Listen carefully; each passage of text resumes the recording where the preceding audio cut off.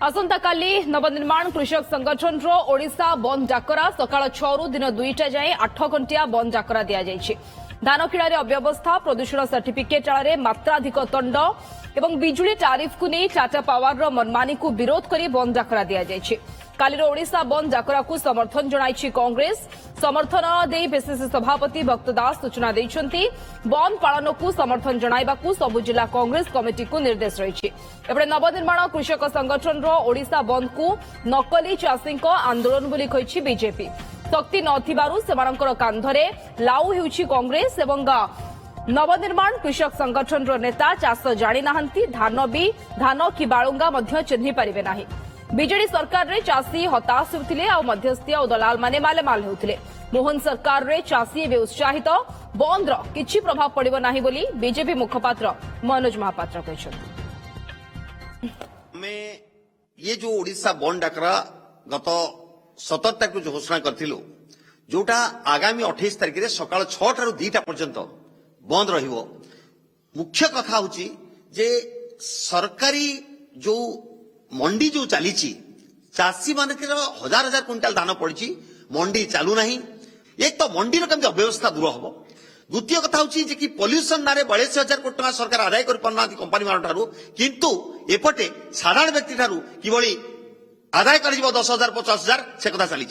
तृतीय कथा टाटा पावर जो दमन चली स्मार्ट मीटर ना सेटा केमती बंद हम एवं से शोषण केमती बंद हम एवं ता सहित जो चाषी मैंने ऑब्जेक्शन करिया जाउछनी प्रतिवाद करिया जाउछनी गणतांत्रिक पद्धति रे उपमुख्यमंत्री उपस्थित रे गुंडामारी माड़ मरा जाउछि। तेणु ये जो कथा आकु नहीं करी ये बंद आकार जो देइछु ये सकाळ 6टा 2टा एथिरे हमर मुख्य कथा होछि जो माने जोटा जरूरी सेवा हॉस्पिटल ठार आरंभ कर एम्बुलेंस एगुडी को खोला रहिबो एगुडी सहयोग करिबो खोला रहिबारे जे चाषी कूल आज हताश विजु जनता दल तापई बाहरुची जेके ही व्यक्ति कि जेके ही समूह तापई जदि बाहरुचंती गोटे स्वागत योग्य पदक्षेप आमे नवनिर्माण कृषक संघर जो पदक्षेप को निश्चित भावे कहबू जे गोटे भल पदक्षेप।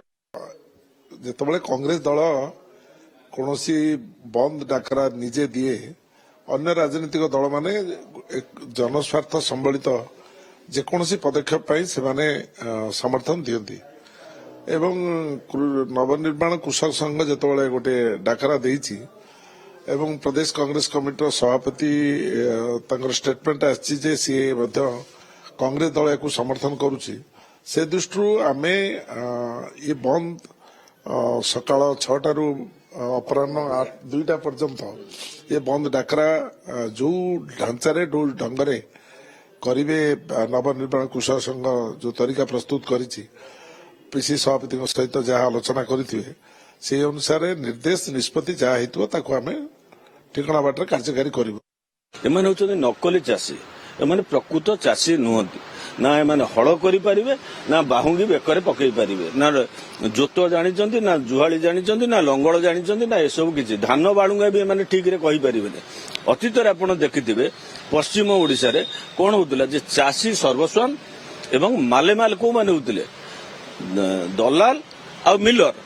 आज से कथा नहीं मोहन माझी माननीय मुख्यमंत्री मोहन माझी सरकार जिते असल चाषी जो मैंने अच्छा से मैंने खुशी अच्छा से कौन चाषी आंदोलन ना कि नकली चाषी जो मानकर प्रोफेशन हूँ निजर संस्था बंचेक रखा जो मैंने मिलर को साहाय्य करती जो मैंने दलाली करती मिलर मान पाखे से मैंने आज एभली आंदोलन कर समर्थन दौरान जो कांग्रेस दल कथा कहले कांग्रेस दलर बर्तमान ना फेस भैल्यू ना कि कांग्रेस दल कौन आंदोलन डाकरा दवा अवस्था ना।